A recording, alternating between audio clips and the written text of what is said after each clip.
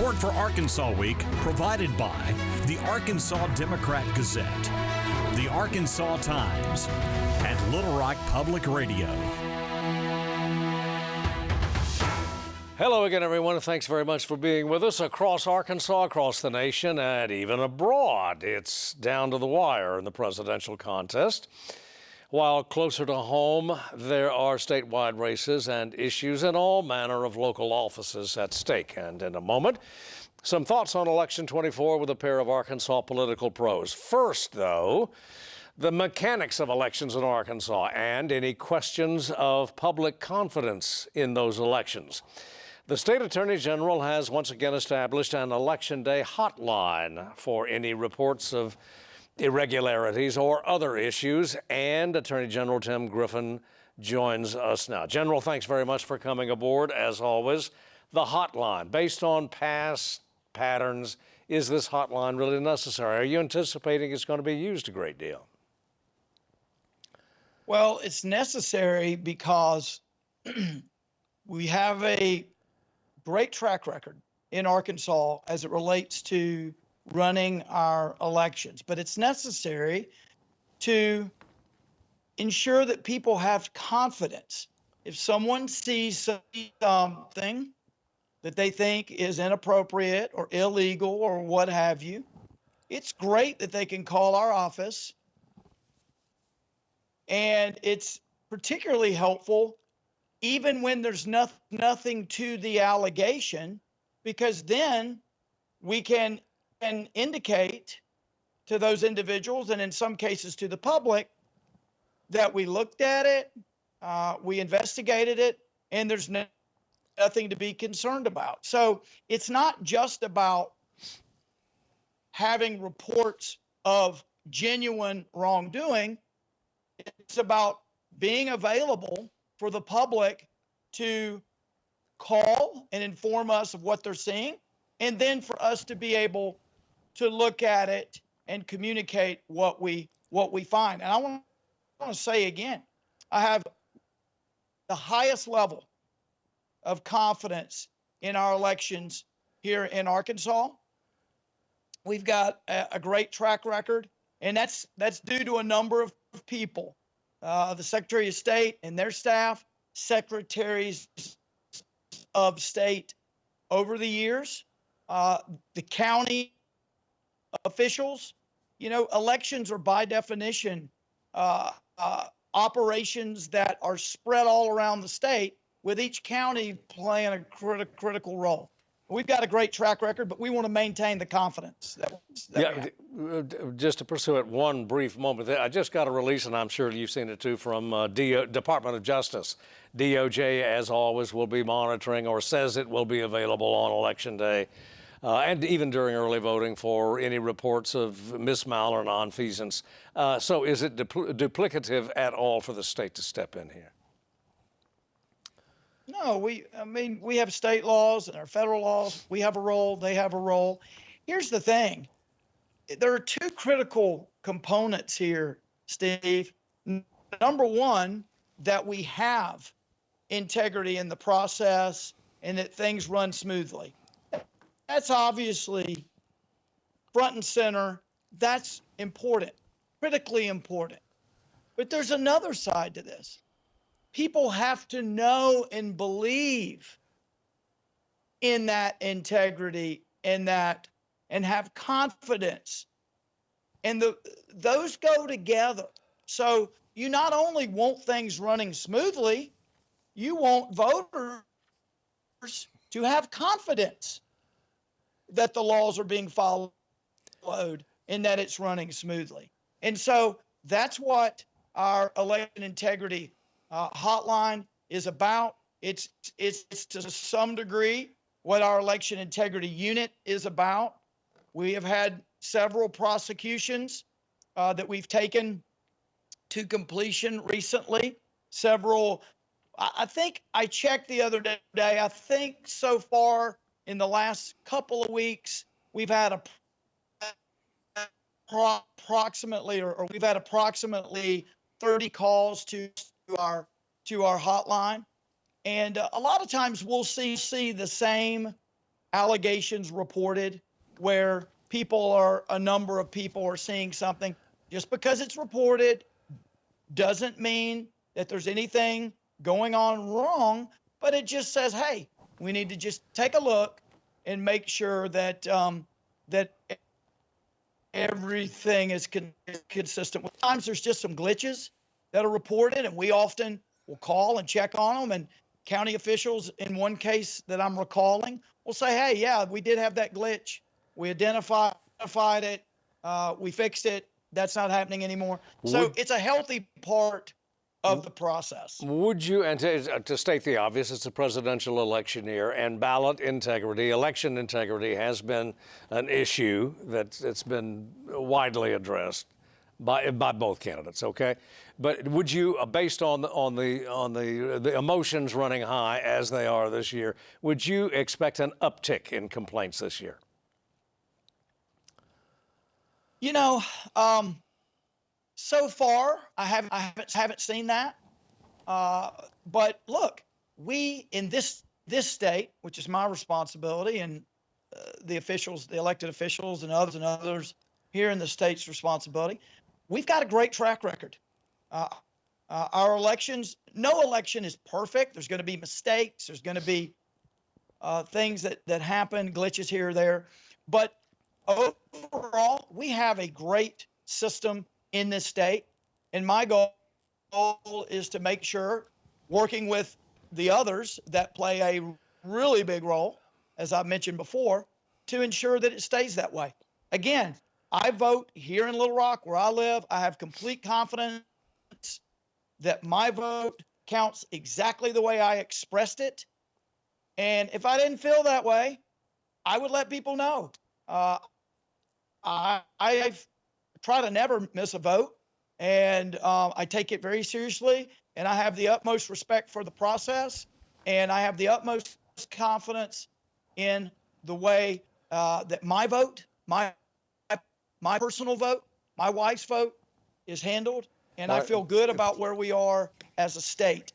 And so I think that people ought to focus on how they want to vote, and obviously if they have any concerns, let us know. But I would tell people they can have confidence that overall we have a really good system. Well, does your confidence extend to early voting as well, sir? It's always been, early voting is pretty popular in Arkansas. Absolutely. I early vote every time. If I had a concern with early voting, I say every time, almost every time, if not every time. I early voted already. Yeah. If I can, one final question, sir, before we run out of time. You and a couple of dozen other state AGs got a victory on Wednesday from the Supreme Court, which temporarily allowed the state of Virginia to purge, I think, fewer than 2,000 individuals from its voter rolls. And the court emphasized it was a temporary action. But you filed an amicus in that case, I think. Are you aware at this time of any similar action in Arkansas, similar to what Virginia has undertaken in terms of a voter purge? No, and I've had some conversations about that, but I am personally not aware of that.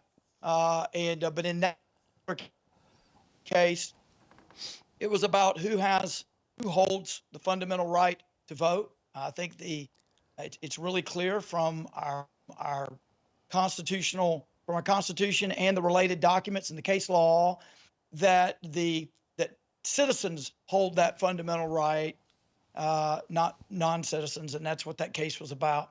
But I am not aware of any mass review or purging going on in the state.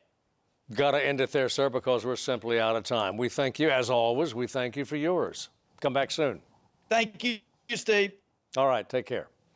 And we'll be right back.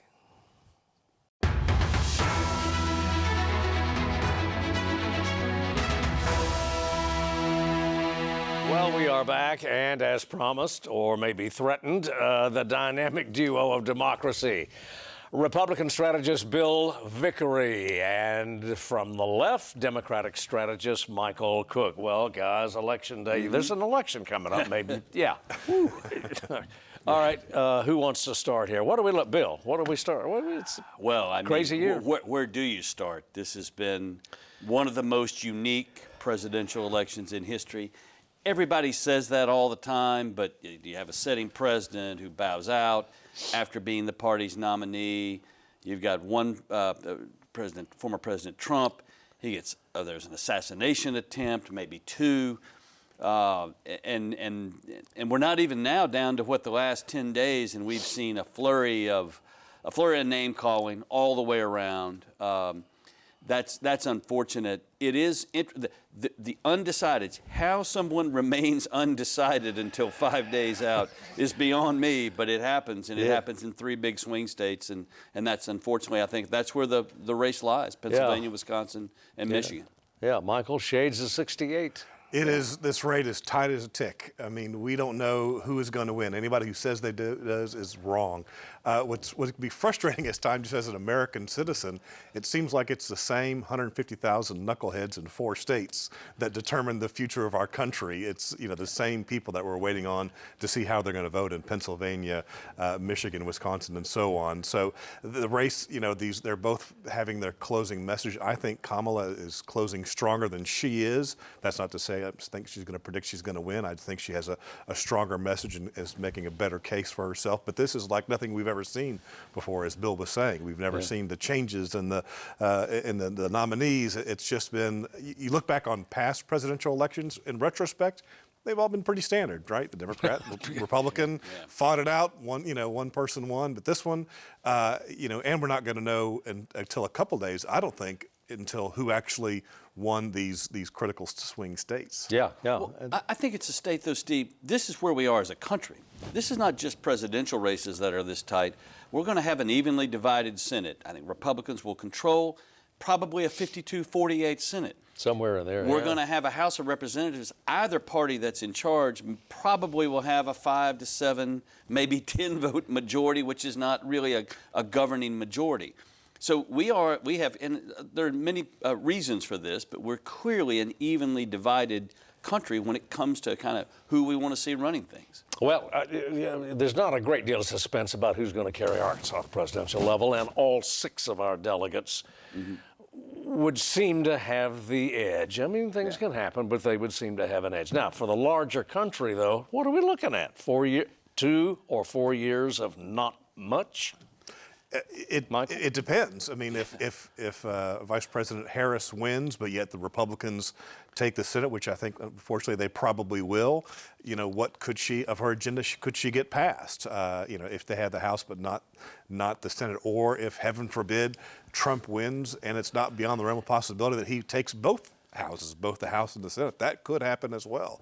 These are things that we just don't know yet. In fact, for the House, we probably won't know till a week later when all of the California votes are coming in via mail. He would still need 60 in the Senate, but anyway, Mike. Again, I go back to this. I mean, neither candidate has long coattails. They are their own self-contained units, and they vote, and I think you'll see ticket splitting in a number of states. We're very proud of that in Arkansas in the past, but I think you see it now happening in Big Ten country now more than ever. So it's there's no momentum necessarily for one movement as much as each individual campaign is its own sort of cult of personality, and that holds true in a Senate race in Pennsylvania between 2 guys, or in a House race in Nebraska, or wherever it might be. They're all their own self-contained campaign units, and we really don't see coattail effects. Personality, but there's also a strain of ideology that's pretty in this campaign too. You witness both sides playing or plying with ideology. Oh, sure. Yeah, with Kamala, with her message in terms of how she's going to be fighting for the middle class, while at the same time she believes Trump is just all about grievances, all about trying to get retribution against his perceived there's abortion too, and the abortion. That is a major issue, especially in some of these swing states. Abortion rights is on the ballot in both Nevada and Arizona. Those 2 critical states. That one issue could decide those 2 states in terms of Democrats getting out their vote, of people who are just angry that their rights have been taken away from them. Economy and immigration are pretty intense issues in this cycle, and they break toward the Republicans relative to those issues. the economy being sort of an overriding thing, I will say this. Undecideds, when they do break, they typically don't break 50-50. They typically all fall one way or the other. That's why I think the intensity with both campaigns inside the last few days, once early voting starts, that's another dynamic that's changed the barometer of how we measure things. How is this shaping Arkansas? Can you point to a race and issue and saying, wow, I mean, this is refreshing? I mean, this is one. I would bet the house on who wins Arkansas in the presidential race. I mean, literally. And, you know, Harris will probably get, 34, 35% here, maybe a half a point better. So it's not going to have much of an effect. I wonder, her candidacy has energized Democrats here in Arkansas and got them more motivated and more organized. But I think conversely, sadly, it's probably energized Republicans in their dislike of her. So I think it turns out to be a wash in the end. Yeah, not likely, Bill. Big changes aren't likely in the No, we're a fire engine red state. We're going to stay a fire engine red state. Big supermajorities in both the state house and the state senate. Obviously, all the congressional delegation stays the same. All the they're just our state treasurer is up because of special election, but John Thurston wins that. It's nothing changes here. It's ruby hard red, top to bottom. Well, one that everyone is kind of looking at, particularly in the legal and the business community as well, and the political class, of course, Supreme Court. We've got two associate justices. Yeah, with Supreme Court Justice Karen Baker versus Rhonda Wood. Both of these women are on the Supreme Court. Whoever wins becomes the new Chief Justice. How that race is going to go, who knows? In the Democrat Gazette today, they noted that Governor Sarah Sanders gave money to Rhonda Wood, sending a clear message of who they support. So I think you could flip. What's fascinating about these Supreme Court races is that we pay close attention to them and how much of the candidate raised. And somebody in Newport, Arkansas, is going to go into the ballot. I don't know who either of these. I'm just going to vote for a name that sounds familiar. Maybe it's Karen Baker. I think I know a Karen Baker. Did I go to high school with her? That kind of thing. Yeah, who's got judge on it? Exactly. Yeah, exactly. So it turns into a coin flip in a lot of these things. Bill? These races confuse me because we elect our judges in Arkansas, but we don't really allow them to campaign because we say we don't want to know how they stand, want to know how they're going to stand on issues, but we really do want to know that. They can't know who gives them money, but they read their contribution and expenditure reports. We've either got to really elect judges and let it be an actual campaign of ideas, or we've got to have some sort of hybrid system. This what we go through now, I think, is a lesson in hypocrisy in American political campaigning. All of that said, I'm with Michael. The undervotes that slip all the way down when you look at the presidential count and ultimately the state Supreme Court count, big delta in between there in terms of number of voters who don't vote. And this is a court that can have massive impact on everything that happens in your day-to-day life. Sure. And big deal. Yeah, already. Well, is it fair to say this already is Governor Sanders' court? Yeah, and if it's not, it will be in June. Well, in some ways, she has already won in this context. No matter who wins this Supreme Court race, she gets to appoint a replacement that is going to be on the court for 2 years. So Come in January, some ways, she can't lose one way or the other. She's going to get another vote on the bench for 2 years, and then maybe try to move that person that she appointed into another judgeship, maybe appeals court or circuit judgeship somewhere. So in some ways, she does have upper hand, regardless of what happens. It's a great point by Michael. In a very short period of time, she gets to put her stamp on the Arkansas State Supreme Court and mold it to her way ideologically thinking. We'll see what happens in the races, but I just wish we had let these guys campaign the way that we would want them to campaign. But I do like the quirk that me as a voter gets to vote for a judge. I mean, I do like that aspect of To an extent, though, they kind of are campaigning. They are, but maybe this is the old school in me. I'd like to have them. I'd like to see a debate. I'd like to see some back and forth. I'd like to see them get into it, which they're prohibited from doing now. Yeah, and maybe that's just the old school Paul and me. I want to see them mix it up on AETN. Yeah, not too long ago, they were partisan up until 2000. Well, they did, bring it on. But we talked about it. likely to be much change anyway in the membership or the ideological shift or inclination in the General Assembly, Michael. No, I mean, Democrats did do a really tough legislative races. Yeah, I mean, Democrats did a fantastic job in recruiting a good number of quality candidates, the most that they've recruited in many, many years. So we've got some really good candidates out there fighting it out for the state House and state Senate seats. Maybe Democrats have a net gain of a couple seats. Maybe it stays the same. It's too, we won't know till election night. But the good thing for Democrats is they are fighting on every front that they can with good candidates and pushing their message about how Arkansas Learns is horrible for Arkansas students and how these tax cuts are always geared toward the rich folks and not the middle class. Yeah. Yeah, I tend to think that it's going to be a Republican, probably a Republican windfall. There are not that many seats left, and so we're going to pick up maybe a couple. And that's, but look, Democrats have the state for 150 years, and the infighting was inside the Democratic Party. Now that's flipped. The infighting is inside the Republican Party and the varying shades of red that exist inside the party. And that usually plays out in a legislative session. And so we're knocking on the door of one of those. So budget hearings are happening as we talk, and we'll see where we go after that. Yeah, and there's another statewide race, and that's for state treasurer, which I guess because it is a special election. Yeah. It's a lot of attention. It's getting some attention. In part, we have a great candidate in John Pagan, a former state senator from Little Rock. I think Thurston has caused himself some. John Thurston, the incumbent. John Thurston, the incumbent. Look, I can't argue with Bill. It is a red state. We kind of know how the results are going to go. But I think with Thurston on how he was playing cute with kicking off the abortion rights amendment and how his paperwork and just every excuse in the book he can think of hurt him a little bit. In fact, the Arkansas Democrat-Gazette the other day endorsed John Pagan, a progressive Democrat from Little Rock. That kind of tells you right now that they're not all that happy with Secretary of State John Thurston. Yeah, Thurston wins 60-40, if not higher. And the Democrat-Gazette endorsement or couple of homeless guys on the street. They all carry about the same weight in Arkansas politics now.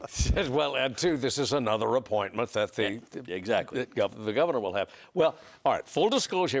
All right, we're going to do the casino amendment. All right, do your full disclosure. And for full disclosure, we work for the for side for amendment. We being your company. My company. Yeah. My firm. Okay. Yeah. All right, Michael, we'll go to you. I mean, with all respect to Bill, I kind of think the no vote probably wins in terms of voting against the amendment, because when it's too confusing and you get all these mail pieces and the TV ads, people go to the vote.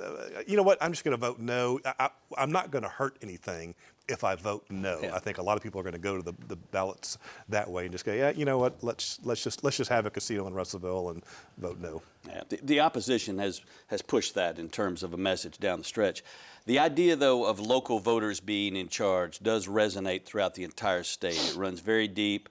There's been there's a lot of affinity for that message, and this is an idea that folks in Russellville woke up one day, and many of them that didn't want it, now they can't do anything about it. And so the concept of really pushing to have folks have a local say in what goes on in their community is one of those classic Arkansas messages that has resonated, and I'm excited and optimistic. One quick point, though. Republicans no longer believe in local control. The state legislature. There we go. No. The state legislature, time and time again, has literally passed laws that stop cities and counties from doing their own thing. So when it comes to local control, I don't buy that argument based on this Republican legislature that does everything they can to cut out the legs from the local control. A couple of minutes left. This is not to be parochial, but it is Arkansas's capital city, and there's a sales tax thing on the ballot, and the stakes would appear to be pretty high for the mayor. This is his second run at it. Bill?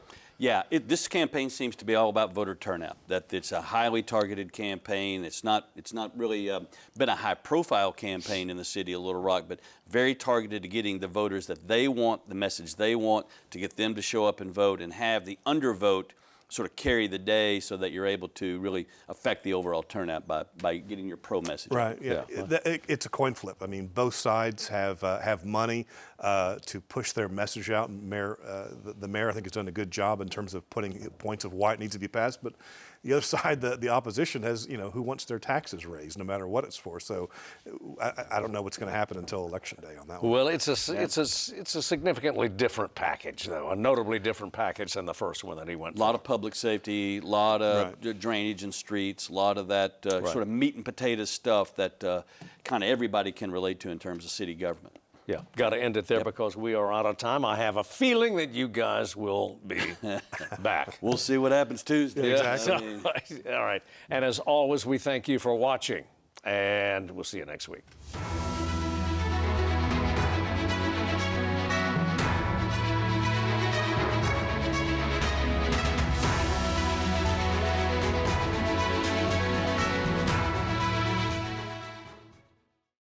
Support for Arkansas Week provided by the Arkansas Democrat Gazette, the Arkansas Times, and Little Rock Public Radio.